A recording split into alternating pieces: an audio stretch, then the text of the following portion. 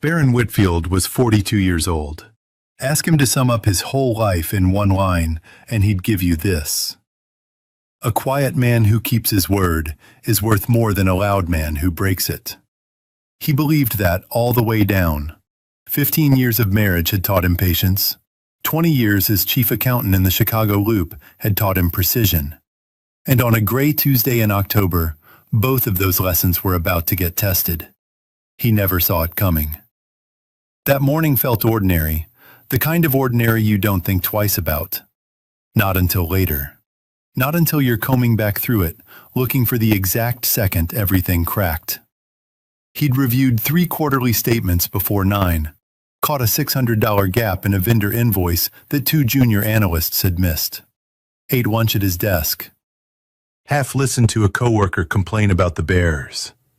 He liked his job for the same reason he liked his marriage. Both rewarded patience.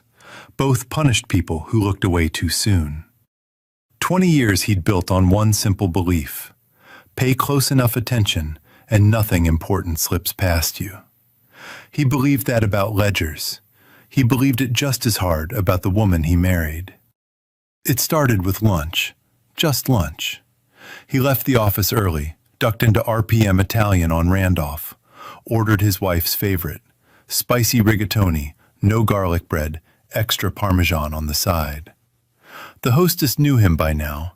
She smiled, asked if it was a special occasion. No occasion, Baron said, just a Tuesday. 15 years married, and he still remembered how she liked her pasta. Hold on to that. Because in less than 10 minutes, a stranger in a lobby is going to hand him a truth that unravels everything he thought he knew about his own marriage. The walk to the Horizon Dynamics building near Wacker Drive took 6 minutes. Baron remembered every one of them. Not because anything dramatic happened on the sidewalk, because they were the last 6 minutes of his life where he still believed he had the whole story. Wind off the river, sharp and clean. A CTA bus hissed its brakes somewhere behind him. A street vendor packed up his cart early, grumbling about the cold. Ordinary sounds, ordinary day. Baron liked small surprises, not grand gestures, never that. Just lunch, dropped off quiet, no fuss. That was how he loved her. Showing up, staying steady, being there. He pushed through the revolving doors, lunch bag warm against his palm, and nodded at the security desk the way he always did. The guard looked up. Broad-shouldered, black, 50s, the kind of man who'd worked that desk long enough to know every regular by name. He broke into an easy grin. "Afternoon," Baron said. "Afternoon yourself," the guard chuckled, glanced toward the elevators. "You just missed her husband if you're headed up to see Mrs. Ozma. Comes through here every day round this time. Regular as church on Sunday." Baron smiled, polite, confused. "I'm sorry, her husband?" "Yes, sir," said it plain, like he was reading off the weather, not a flicker of doubt in his voice. "There he is now, matter of fact." He nodded toward the far elevator. A tall man stepped out, charcoal suit, phone pressed to his ear, laughing at something. He caught the guard's eye, gave him a small, familiar nod, the kind 2 people give each other when they've crossed paths 100 times and don't need words for it. Baron's whole body went still. He didn't gasp, didn't ask who that was. Something old and quiet in him said, "Don't. Don't give away one thing you're feeling." And what he was feeling, standing in a marble lobby with a bag of his wife's favorite pasta going cold in his hand, was his heart simply stopping. He looked down at the bag, back up at the guard, still smiling, still waiting on an answer that hadn't come. I'm a friend of the family." The lie came out smooth, steady, like he'd rehearsed it his whole life without knowing. "Gerald, just dropping off lunch for Ozma. She mentioned she was slammed today." "Oh, that's sweet of you. The guard took the bag, no second thought. She'll appreciate that. Same as last time, I guess. Seems like she's always got somebody bringing her lunch these days. Must be nice, having people spoil you like that.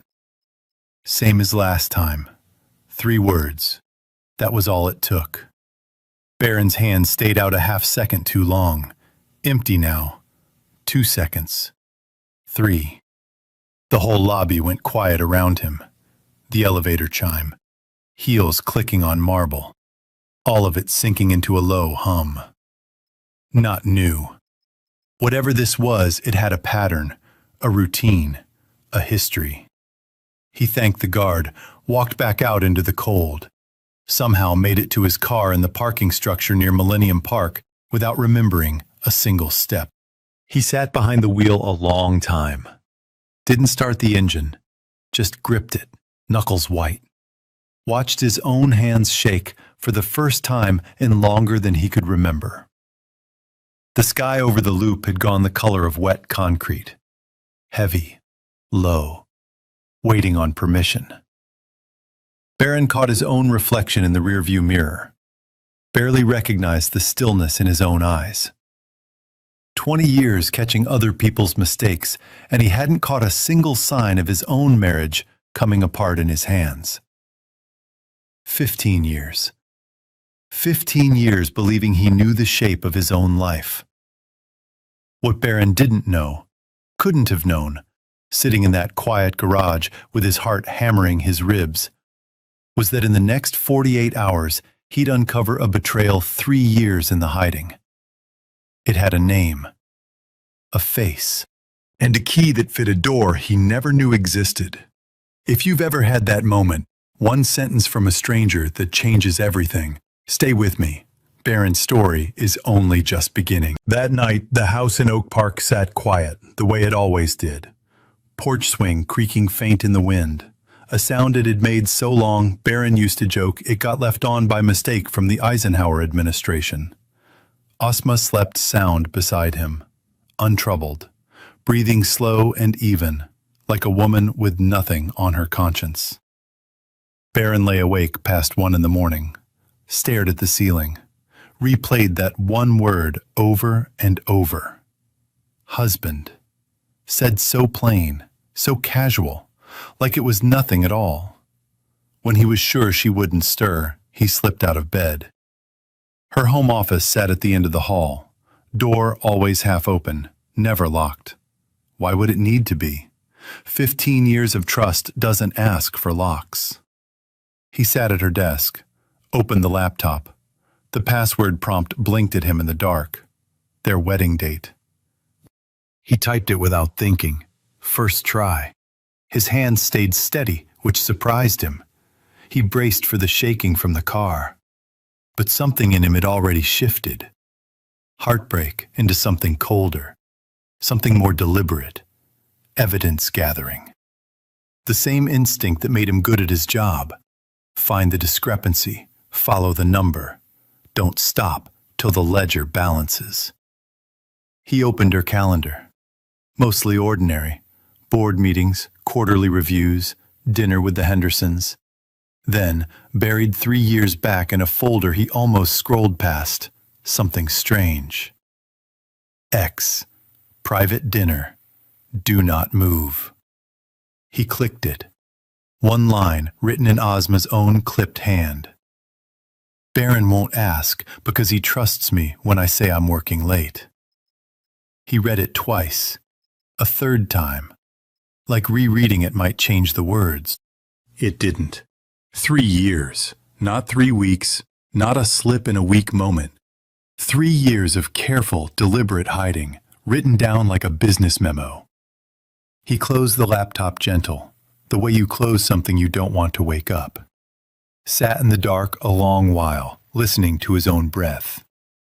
He thought of their first apartment, a cramped 1-bedroom in Logan Square, back when Asma was still climbing the ladder at a smaller logistics firm, and money was tight enough they split a rotisserie chicken 3 ways.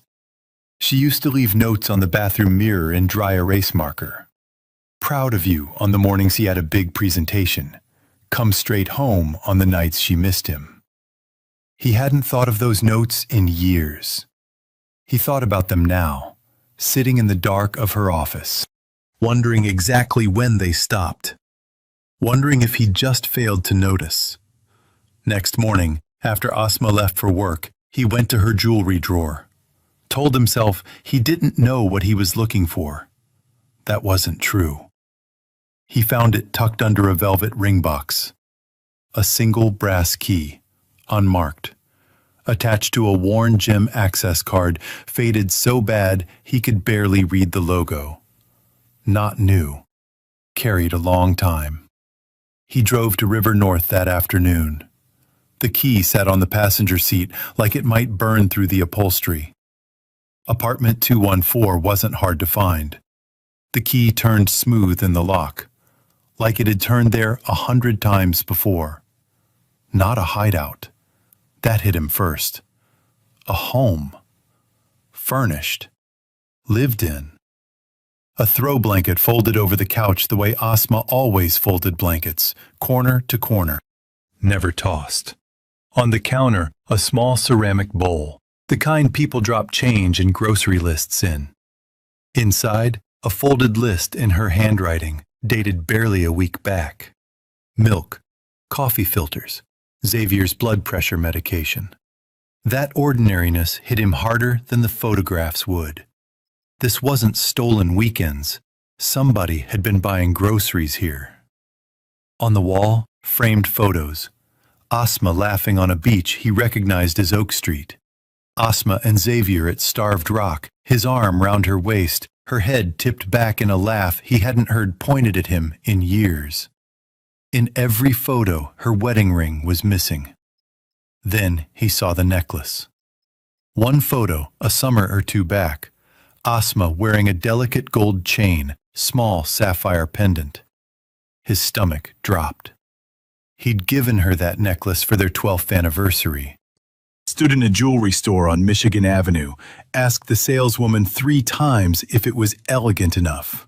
Wanted it perfect. She wore it to dinner that night, told him it was the most beautiful thing anyone ever gave her. And here it sat, photographed round her neck in another man's apartment, like a trophy she didn't even bother taking off. He opened the closet. Her clothes hung beside Xavier's. 2 mugs dried by the sink, small, domestic, told him more than any photo could. This wasn't an affair tucked into stolen afternoons. This was a second marriage, hiding in plain sight 20 minutes from his front door. On the desk, a manila folder. Future plans. Inside, a printed timeline. Dates, milestones. One line near the bottom. Begin trying for children with Xavier once everything is stable.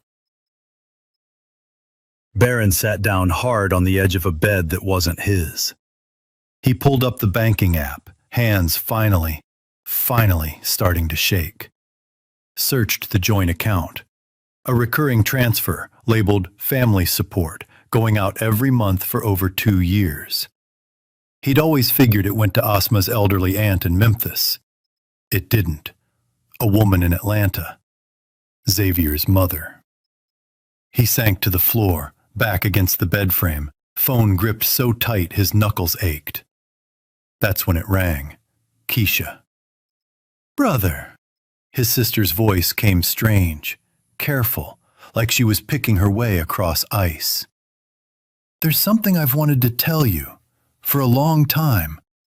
I didn't know if I should, because of Asma." She stopped herself, changed the subject, asked about Thanksgiving plans of all things, voice too bright, too fast. Barron barely heard her, still staring at the necklace glowing on his screen, too full of his own betrayal to catch the weight under his sister's words. A second secret, waiting beneath the first. He photographed everything before he left, every document, every angle of every room. By the time he stepped back onto the street, it was past 3 in the morning. Rain started falling over the Chicago River. Cold, steady, the kind that doesn't ask permission, just comes. Barron thought he had the whole truth that night. He had no idea his own sister had been carrying a piece of it for 2 long years. Or what she'd finally do with it. Baron didn't sleep that night. By morning, the shock had hardened into something steadier, something closer to resolve. There's a reason he didn't scream, didn't throw a single plate, didn't drive back to that apartment and pound on the door. Some people, hurt deep enough, go quiet instead of loud. It isn't weakness, it's the mind protecting itself, slowing everything down so a person can think instead of just react. 20 years he'd spent finding discrepancies in other people's numbers. Now his own life was the ledger that didn't balance. Only one way through it. Calm. Methodical. One fact at a time.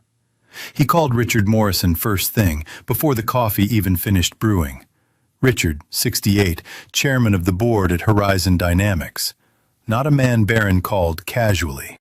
They'd met maybe a dozen times over the years, mostly at holiday functions, always polite, always brief. This call was neither. "I need to speak with you," Baron said. "In person. Today if you can manage it. It concerns the company. And my wife." A pause on the line. The kind that told Baron this man had spent 40 years in business and already knew exactly how serious this was about to get. "Give me an hour," Richard said. He showed up at the house a little before noon. Tall, gray-haired, the kind of presence that fills a doorway without trying. Expensive suit, the kind that doesn't crease. Sharp eyes, missing nothing. Baron laid it all out on the kitchen table. Photographs, lease records, the future plans folder, the transfers to Atlanta, the screenshot in Ozma's own hand. "Baron won't ask because he trusts me." Richard read every page in silence, his face, already stern by nature, darkened by degrees. When he finally looked up, his voice came low and flat. "This isn't just an affair, Baron. This is a conflict of interest. Misuse of marital, maybe company-adjacent funds. This has the shape of fraud."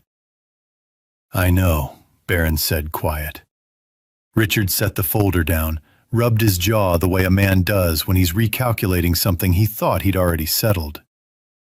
4 months ago, I got an anonymous email. Accusations against Ozma. Resources funneled toward a certain VP's department. Favoritism in promotions. I had it looked into. Wasn't enough to act on. I filed it under disgruntled employee. He looked at the papers spread across the table. I was wrong to let it go. He asked questions Baron hadn't braced for. Not about Ozma's character. About the board's exposure. Had company funds touched that apartment, even indirectly? Had Xavier's promotion track been quietly pushed past better qualified people? Baron didn't have every answer. He had enough. Richard nodded slow, jaw tight, already counting up what came next. Not vengeance. Containment. "I'll need everything documented and time-stamped by end of day," he said. "For the board.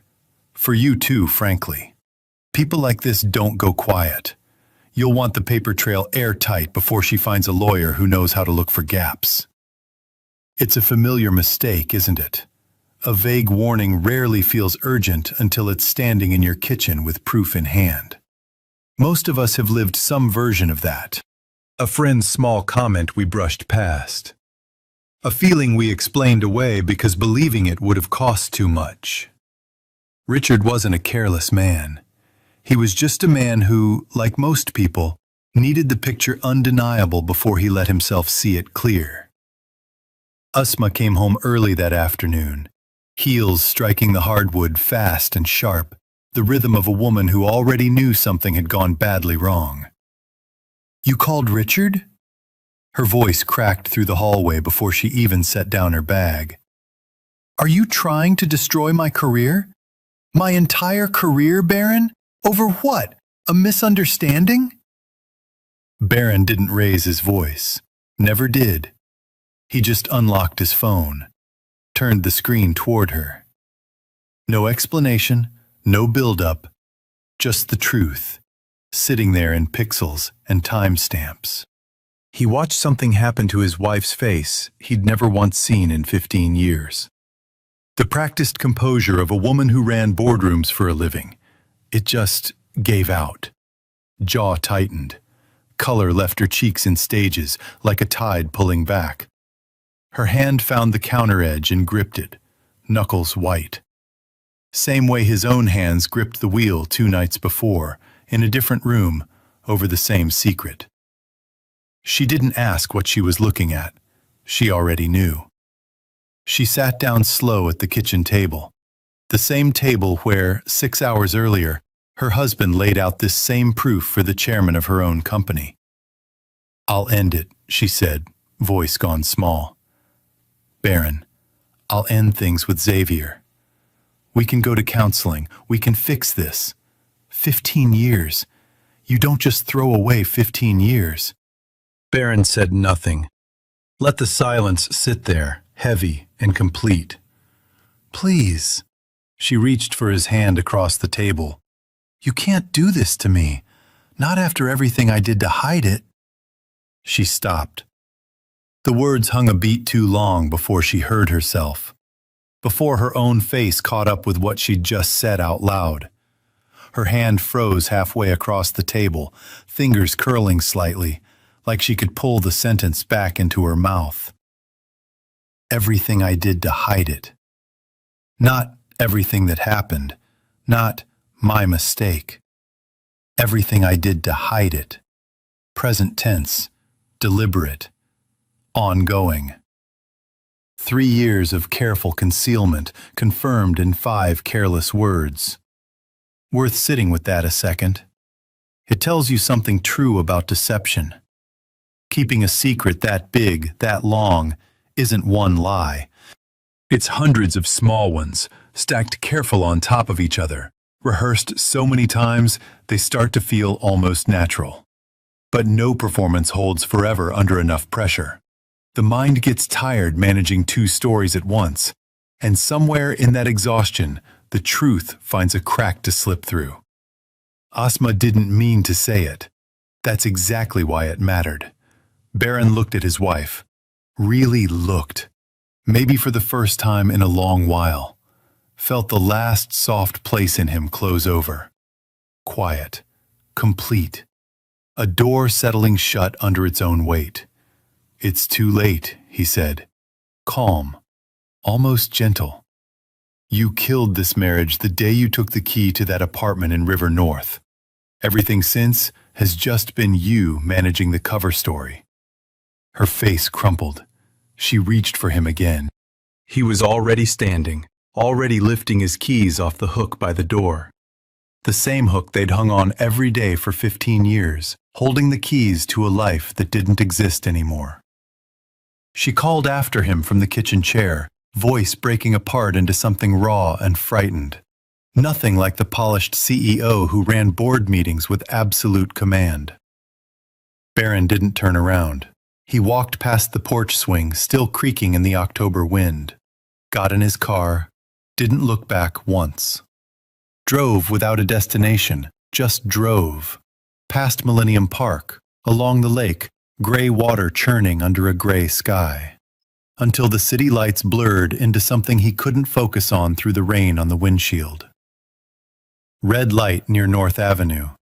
He caught himself thinking, unbidden, of their wedding day. A small ceremony on the south side. Asma in her mother's altered dress, promising for better or worse in a voice that hadn't wavered once. He wondered, watching the light turn green through a windshield streaked with rain, which version of her had meant it, the one in the dress, or the one who wrote, "Baron won't ask because he trusts me," like a line item in a budget. Some people will tell you, walking away calm means you don't feel anything. They're wrong. Calm, in moments like that, is usually the loudest feeling a person has. Just turned inward, where it's safer. Baron wasn't numb. He was holding 15 years of grief steady enough to drive a car. He thought, foolish, that he knew the whole truth now, that the worst sat behind him. He had no idea that 2 days later, his own sister would walk through his front door carrying a small silver flash drive, and that what was on it would hurt him in a way Asma's betrayal never had. Because sometimes the people who say nothing are protecting something far worse than the people who lie outright. Don't go anywhere. What Keisha's about to reveal changes how you see everyone in this story. 2 days passed in a strange, suspended quiet. Barron stayed at a hotel near Lakeview, not ready to go home, not ready to do much of anything except sit by the window and watch the lake change color with the weather. Second evening, his sister called, asked if she could come by. Same careful, ice-walking tone from before. Except this time, no turning back to small talk about Thanksgiving. Keisha showed up a little after 7, still in her work clothes from the school where she counseled kids all day, helping other people's children carry their burdens. Stood in the hotel doorway holding her purse with both hands, like she needed something to hold on to. In her palm, when she finally opened it, a small silver USB drive. "I need to tell you something," she said, before he'd even closed the door. "And I need you to let me get through it. Because if you stop me, I don't know if I can start again." Barron nodded slow, sat down across from her. "I've known for 2 years." Her voice shook on the last word, then steadied, forced itself steady. "I saw them together, at a fundraiser in Hyde Park, almost exactly 2 years ago. Asma and Xavier, standing too close, talking too easy, the way people talk when they've stopped being careful around each other. I took pictures. I don't even know why. Instinct, maybe. Something in me already knew." She slid the drive across the table. "There's more on there than pictures." Barron plugged it in, hands gone cold and unsteady all at once. "Photographs first. Asma and Xavier at the fundraiser, exactly as she described. His hand at the small of her back in a way no business colleague's hand belongs. Then a few videos, brief, grainy, shot from a careful distance. I wasn't trying to record anything," Keisha said quiet, before he could ask. "I was filming clips for the school's auction page. We always needed footage from those events. I was near the dessert table when I heard them. Low voices by the windows. My phone just happened to still be running. I didn't even realize what I'd caught till I got home and played it back that night." At the bottom of the folder, a single audio file. 47 seconds. Keisha's hand trembled as she reached over and pressed play. Asma's voice came through the laptop speakers, clear, unmistakable. Light, almost amused, in a way that turned Barron's stomach. "Barron will never suspect anything. He trusts too much. That's his greatest weakness." 47 seconds. That's all it took to turn his whole marriage into something he didn't recognize. Not a love that quietly died. A long con that had simply been allowed to run. There's something particular about hearing a sentence like that. Different even from catching someone in the act. Seeing betrayal hurts you. But hearing yourself described as a weakness, hearing your own trust turned into the punchline of someone else's plan, that reaches a different place. Psychologists who study betrayal call this the deepest wound there is. It isn't only about what was done to you, it's discovering that the very thing you gave freely, your faith in another person, got studied, measured, used against you on purpose. That kind of injury doesn't just break a heart. It makes a person wonder if trusting anyone ever again is safe. Something in Barron's chest seized and didn't let go. He stayed where he was, eyes fixed on the screen long after the audio finished. Tears ran down his face. He didn't move to wipe them. Just let them fall, the way rain falls. Without asking permission, without apology. Keisha broke first. Face in her hands, sobbing, shoulders shaking with 2 years of held breath finally let go. "I didn't have the courage to tell you," she said between gasps. "I was scared, Barron. Scared of breaking up what everybody saw as the perfect family. Our family. You know what people said about you two at church? At the cookouts? Look at Baron and Asma, the picture of success. I didn't want to be the one who took that away from you. Didn't want people whispering I destroyed it. Her words landed somewhere deeper than Asma's betrayal ever had. Because Asma's lie was about love. Keisha's silence was about fear. Fear of a community's judgment. Fear of being the one who cracked the image everyone had built around them, brick by careful brick, for 15 years. Maybe it helps to understand why a good person, and Keisha was a good person, the kind who spent her days helping kids carry their hardest feelings, can still choose silence over honesty. It rarely comes from not caring. More often, it comes from caring about too many people at once, and not knowing how to protect one without seeming to betray the rest.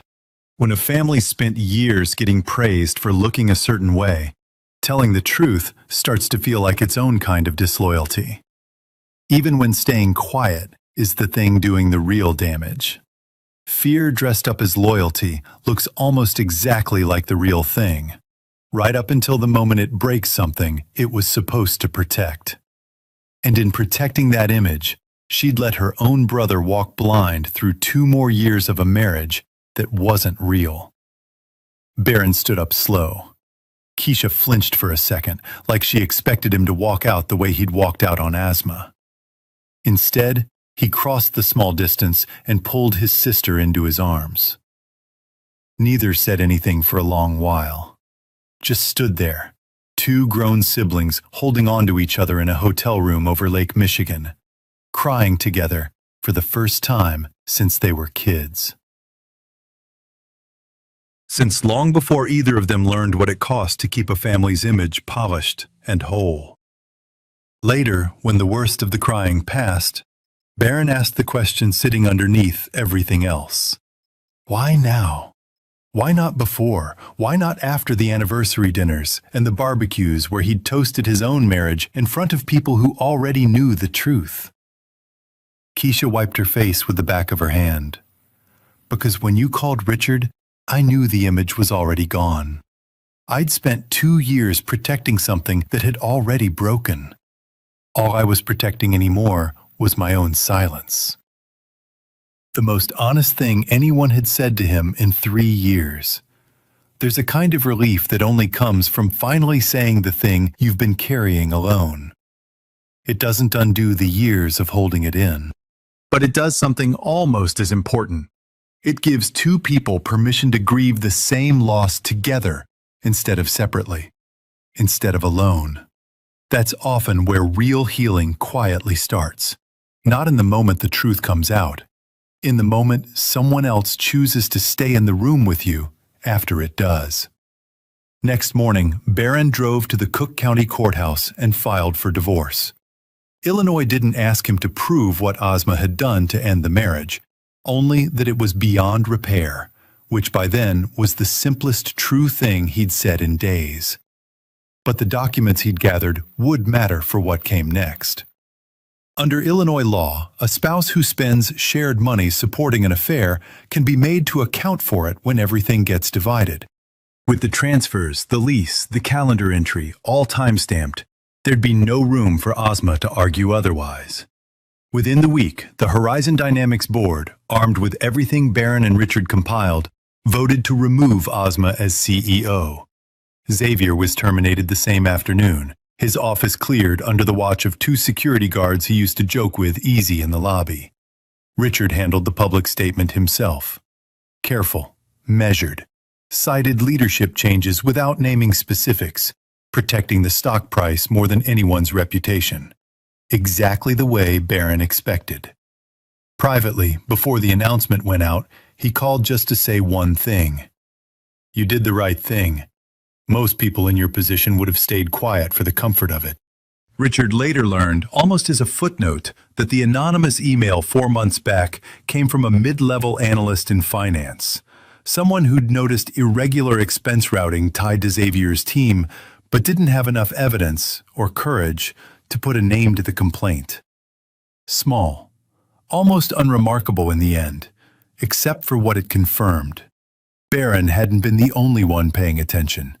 He'd just been the only one with enough at stake to follow it all the way through. Word moved fast through Chicago business circles, faster through their old church community. People who once called Baron and Ozma the picture of a successful black family now traded careful, hushed conversations after Sunday service. The kind of whispers Keisha spent 2 years trying to prevent, happening anyway. Just delayed, just rearranged. It's a hard lesson, but a true one. Silence almost never stops a story from coming out. It only decides who gets hurt the most by the time it finally does. Baron felt none of the satisfaction he might have expected. Mostly just tired, hollowed out. Quiet in a way that wasn't peace yet. Wasn't quite grief anymore either. 2 months later, standing in that courthouse hallway with the final decree in hand, Baron thought this was the end of the story. He had no idea that 2 years later, a message from Xavier himself would arrive and force him to reconsider just how far his wife had been willing to go to protect her secret. The truth had already cost him his marriage. What he didn't know yet was how much further it would still reach. Baron sold the house in Oak Park that winter. Didn't linger over the decision the way he thought he might. The porch swing that creaked through 15 years of marriage went with the new owners. Somehow that felt right. Some things belong to a chapter, not to the person who lived through it.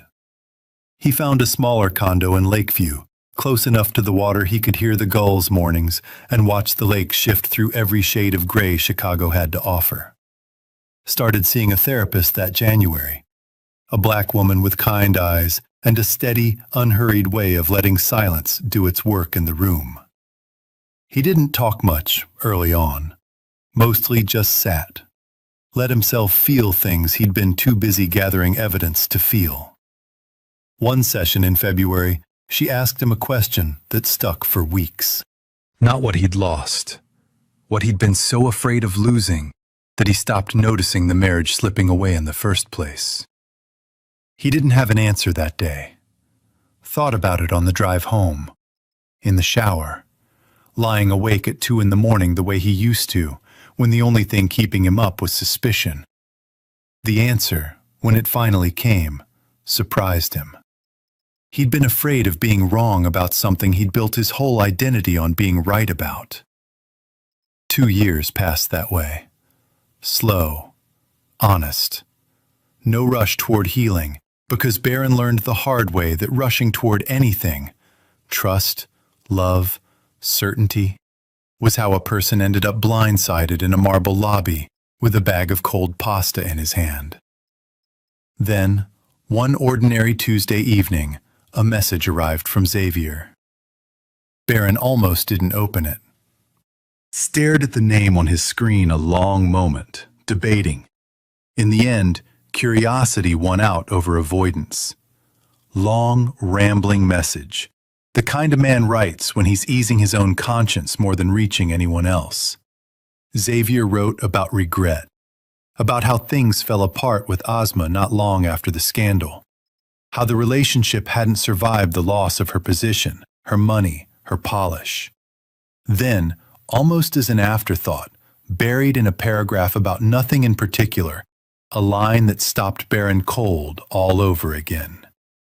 I know Ozma once hired a private investigation firm to follow you for 6 months. I always thought you should know that. Baron read it 3 times. Further down, almost like an explanation nobody asked for, Xavier admitted he'd seen the investigator's invoices once, sitting open on Ozma's laptop back at the River North apartment.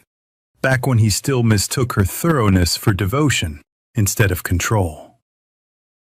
6 months, a private investigator, following him to the office, to lunch, wherever a quiet, trusting man went on an ordinary day. All so Ozma could be certain her own husband suspected nothing, while she finalized her plans to leave him on her own terms, at her own convenience. He thought back, couldn't stop himself, to a stretch of months 2 years earlier when he felt strangely watched leaving the gym, when a car he didn't recognize seemed to idle near the house more than once. He'd dismissed it at the time, told himself he was being paranoid. Chicago's a big city full of strangers with nowhere better to park. He hadn't been paranoid. He'd simply been right about the wrong thing. It wasn't just an affair then. Never had been. It was a campaign. Years of careful management, right down to surveilling the one person who never once thought to surveil her. Barron set the phone down on the counter, didn't reply, turned the screen off, sat at his small table by the window and looked out at Lake Michigan a long while, watched the last light fade gray into darker gray. Something settled in him that night. Not peace exactly, something close to it. The last locked door had finally opened, and nothing was left behind it to surprise him anymore. Keisha started coming around more after that. Sunday dinners mostly. Simple things. Baked chicken, her famous greens. The two of them at his small table the way they used to as kids, before either of them understood what it cost to keep a family's image polished and whole. She never apologized again after that first night in the hotel room. Didn't need to. Just kept showing up, week after week, slowly rebuilding the trust fear had once worn thin. It was at a used bookstore in Hyde Park, an unremarkable Saturday, that Barron met Nia, a widowed schoolteacher with a soft laugh and a stack of paperbacks balanced precarious in one arm. He caught two of them before they hit the floor. She thanked him, looked him over half a second too long, asked if he had a recommendation for something that wouldn't break her heart.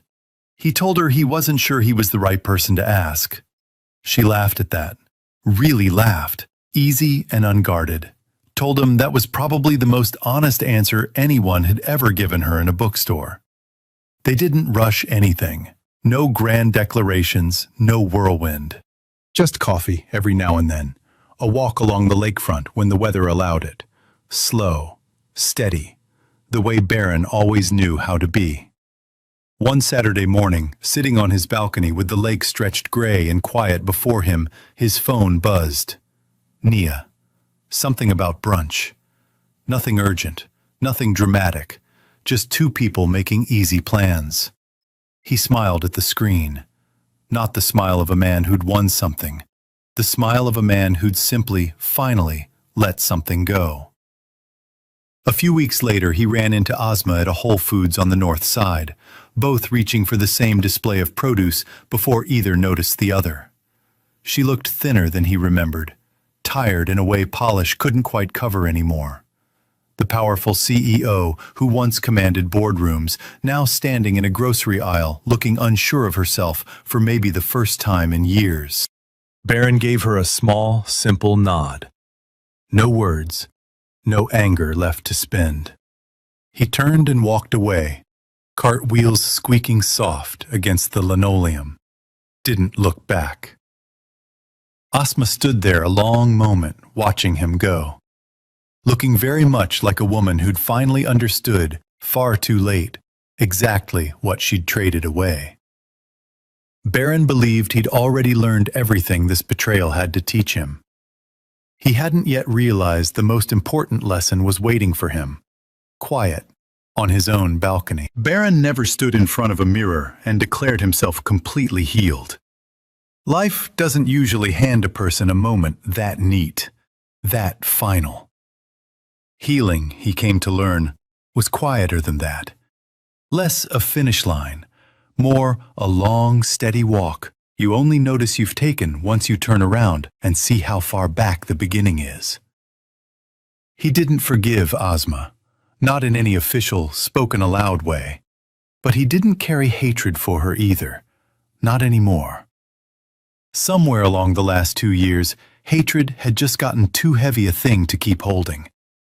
He found, almost without meaning to, that he no longer had the strength or the wish to pick it back up. He thought about it sometimes, sitting on his balcony in the evenings, the lake turning silver just before the streetlights came on.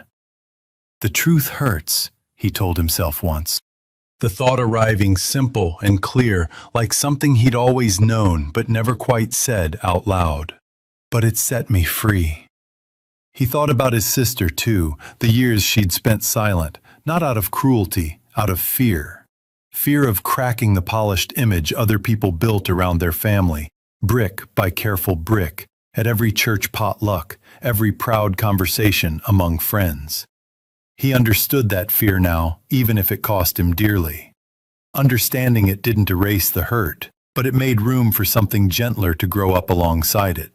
A 42-year-old black man, betrayed first by the wife who built a second life behind his back, then by the sister who knew and stayed quiet to protect appearances, still had every right to walk away from both of those betrayals with his dignity intact. He didn't need to become the villain of someone else's story to finally become the hero of his own. Keisha showed her repair in small, unglamorous ways. She'd appear at his door on an ordinary Tuesday with takeout neither of them needed. Just sit with him while a basketball game played quiet in the background. Not filling the silence with anything, just making room in it. Once, when he finally told her about the necklace, the one detail he hadn't been able to say out loud till then, she didn't try to fix it or explain it away. She just reached over and held his hand till he was ready to talk about something else. With Nia, he found himself doing something he hadn't done in a long while. Talking, really talking, about things that had nothing to do with grief or evidence or the careful forensic work of unraveling someone else's lies. She told him about her late husband, a Navy man she'd loved fierce and lost too soon. About the church bazaar last spring, where she ruined a recipe card with a spilled cup of coffee and still somehow won second place for her apple pie. She confessed, no trace of shame, that she fell asleep to Hallmark movies most nights and had strong, immovable opinions about which ones were worth a rewatch. He found himself looking forward to finding out which ones. Easy, unhurried. The kind of conversation two people share when neither one's performing for the other. Clear evening, late spring. Barron sat alone on his balcony, coffee cooling in his hand, watching the waves roll restless and gray against the shoreline. The wind carried the smell of the water up to him, mixed with something green and growing from the small herb planter Keisha gave him for his birthday. Basil and mint he kept forgetting to water, and somehow, against all odds, kept surviving anyway. He thought about the lobby, the security guard, the two words that cracked his whole world open: her husband. Felt like a long time ago now, like something that happened to a different man in a different life, a man who spent 15 years quietly being the foundation everyone else stood on, never once asking what it might feel like to just stand on his own. He didn't need to be anyone's foundation anymore. Not Asma's, not even, in the old anxious way, his community's polished idea of what a successful family was supposed to look like. For the first time in 15 years, Barron Whitfield didn't have to be anyone else's foundation. He only had to be himself. And that, he found, sitting quiet with the lake stretched out before him and the last warm light fading slow across the water, was more than enough. Written by a human with AI as companion. It hopes to leave you with a warm feeling